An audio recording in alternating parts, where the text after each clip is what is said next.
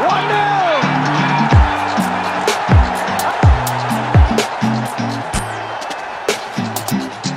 doing, guys? Welcome back to the Barstoolers. Today we're going to look at our team predictions for the first leg against Denmark on Saturday. Kevin, very briefly, how do you think the game is going to go?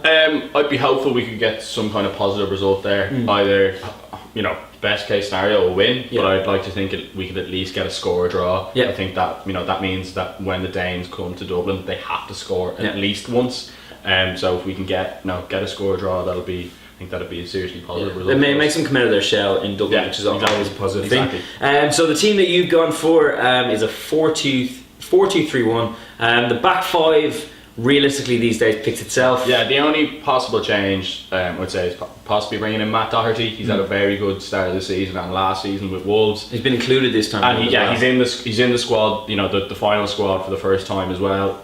I think one thing that'll count against him is his inexperience, which I think Cyrus Christie has been going well as well since taking over from Seamus Coleman. It's probably just a pity that Doherty didn't come in when Coleman got injured initially to try and integrate him a little bit more in the squad. The back five you picked is Randolph, Christie, Duffy, Clark and Ward, who seems to be the back five going. Rob Elliott's in a very good run of form, but I just think Randolph hasn't done anything wrong. He's settled. I know he was getting rave reviews on Twitter after his performance the weekend for Middlesbrough, and I saw someone even claim that he should be getting in the England squad. Which I didn't know someone from Bray could play for England, but No, but it is good to see him. Yeah, and we have that settled pairing now with Dublin. Yeah, and I think as well, if Randolph was to be unavailable for whatever reason, Rob Elliott's a very good deputy. Yeah, very good deputy. He's playing quite well. Same with Westwood as well. Yeah, Westwood as well. So Christie has replaced kind of Coleman, who's still out injured, obviously. Shane Duffy, Kieran Clark, Kieran Ward. Something we spoke about in the match preview with Jay and Nick was how effective how threatening Christie and Ward's throw-ins are. Yeah, that's it. They're really for a side that is quite physical and quite big, especially we touched on it before about Duffy and Clark in the opposition box. To have those kind of weapons in the long throws is a big advantage for us. Yeah, and it certainly plays to our strengths. Yeah, true. So in your two holding midfielders, obviously David Myler is out through suspension. You've gone for Harry Arthur, who's kind of established himself, had a great game in Wales, and you've gone for a Glenn Whelan return. Yes, which is going to be it is the main question that's been asked of the team. Who's going to replace Myler? I think it's such a big game, right? You need to bring in someone that has experience. Yeah, Glenn Whelan might not be the most spectacular in terms of passing, in terms of how he gets around the pitch, right? You have to bear in mind where Denmark's best player will be playing, which would be in that number 10 role. Yeah, we need someone. We need a bit of extra protection. We do. Yeah, David Myler, unfortunately, is suspended. He does offer a little bit more than Glenn Whelan, and that's the reason he's in the team over Glenn Whelan when he's available. But Glenn Whelan has a lot of experience for a game like this. We need that experience. We need someone with that defensive head to examine situations. When to try and cut out the ball, when to sit off. I think Glenn Whelan, he'll probably come in, and if he does start, he'll probably captain the side. Yeah. I think he's the only real option that we have to come in for David Myler, especially with James McCarthy out as well. Okay, fair enough. So in your 4-2-3, the three you've gone for. So you've gone for James McLean, Robbie Brady, and Jeff Hendrick. Yeah. Still don't know if Hendrick's going to make the match. I think you'd like to see that Jeff Hendrick would make it. I think he is. He showed. I don't think he'll be fit. He hasn't played. He hasn't trained. Yeah. Didn't train yesterday. Didn't train on Tuesday. I'd love to see him play. I think he's really. I'd love to see him play as well, but I don't think he will. Yeah, I think hopefully he's past fit. I know they were kind of being very coy about his injury situation over the last couple of days, but hopefully he's fit. If not, I wouldn't be surprised if O'Dowd got a shout. Yeah. Considering how well he's playing, he's been top form for Bristol at the moment, very attacking threat. The manager's really been speaking very highly of him. I think as well, without his attacking threat, he's very comfortable on the ball. I know we've spoken this before about Callum O'Dowd. He makes very intelligent runs. I saw it against Moldova. His runs are very intelligent. I think he'd be a very good addition to come in. Something the Danes don't really know much about. No, that's true as well. So that's good. And up front, you have gone for Darryl Murphy over Shane Long. Yeah, I think that again, it's about form. I think it's probably on paper you'd say, Shane Long is probably a better player than Darryl Murphy. He's playing at a higher level.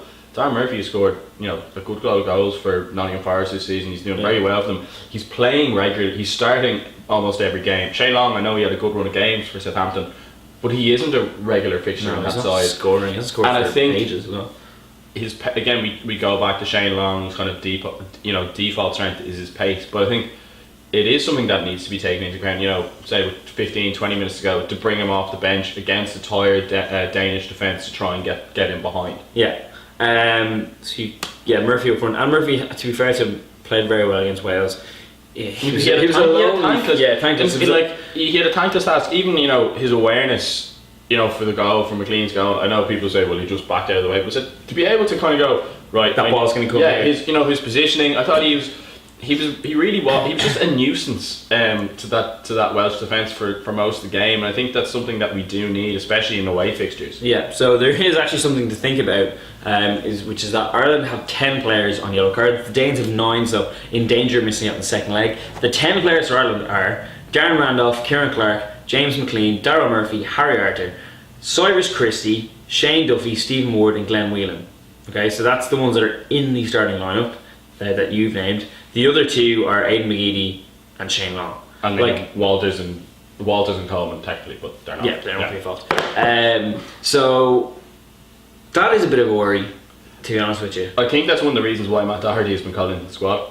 To cover Christie just in case. Now, and Ward, they're both on that's it. Well, I think if Ward does pick up a yellow card, I think that Brady's going to again, it depends on the circumstances of the return leg. That it could be. The one I'm worried about is James McLean, because he's become such an important player for Ireland. Yeah, and he has his flaws, as do every other player. But as Jay said in the match preview, he gets this green mist where he's just like. We even saw it when he got booked against Wales. Like, he'd only just come back from suspension. Yeah. And I did talk about it with Brady as well, and there was that kind of indiscipline. I think that's something that needs to be kind of kept in check. I understand that James McLean plays with his heart in his sleeve, and I love that about him. Yeah. But there just needs to be I think. I don't want him to miss the second leg. No, I really don't. And I think the second leg, especially if we do need to get a result, he's going to be a. And he seems like they kind of like that he forget for a split second. Yeah, run into attack because he's frustrated, and then all of a sudden he's gone. Yeah. Oh Jesus! So he needs to control that aggression. We've spoken about this so many times, but yeah, I'm really worried. Like the others, kind of, I'd be all right. Centre backs. Duffy and Clark. And Richard Keogh's in, and Richard Keogh's out. Kevin Long can come in. Long had a good game against Austria, to be fair to him, but he hasn't played. O'Shea's he's not gone well with Sunderland. Yeah. I know McShane's now in the squad as well. That's probably why McShane's been called into the squad as well. Well, I think in fairness, McShane actually scored a great goal in training today. So I'll play him in front. When we get the yellow, just put Shane Long. Yeah. So it's going to be even Randolph. Now I know it's probably unlikely that Randolph can get a booking, but I know we did talk about Rob Elliott being an able deputy, but it's someone you don't want to lose. He really has become a fixture in this Irish team. True. I was just afraid that half of those players get booked and we'll have a makeshift team for the second leg. We love winning those kind of games. Think about even the Italy game in the Euros. The team we put out for the Italy game in the Euros. We were standing outside the stadium and someone was like, "Have you seen the team?" It's nuts. Colin was the captain. What?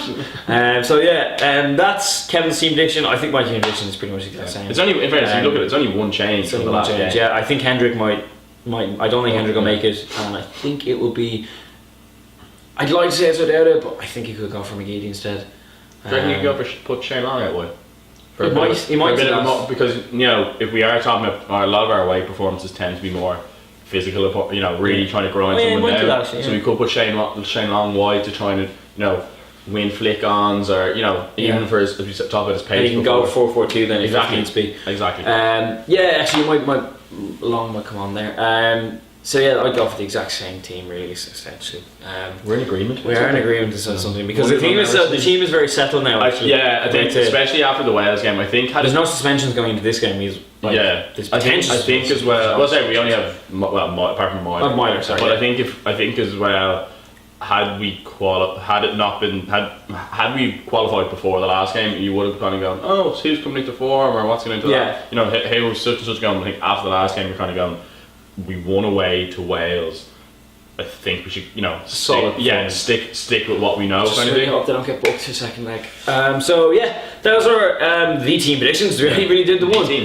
The team that'll happen. I'm off to Copenhagen tomorrow. Nick will be with me at some point, and yeah, we'll have lots more to bring you from Copenhagen. So stay tuned for the weekend, and then once you come back, we'll be discussing the second leg, and of course, we'll be outside both Parkin and the Aviva next Tuesday. So stay tuned, and we'll see you soon.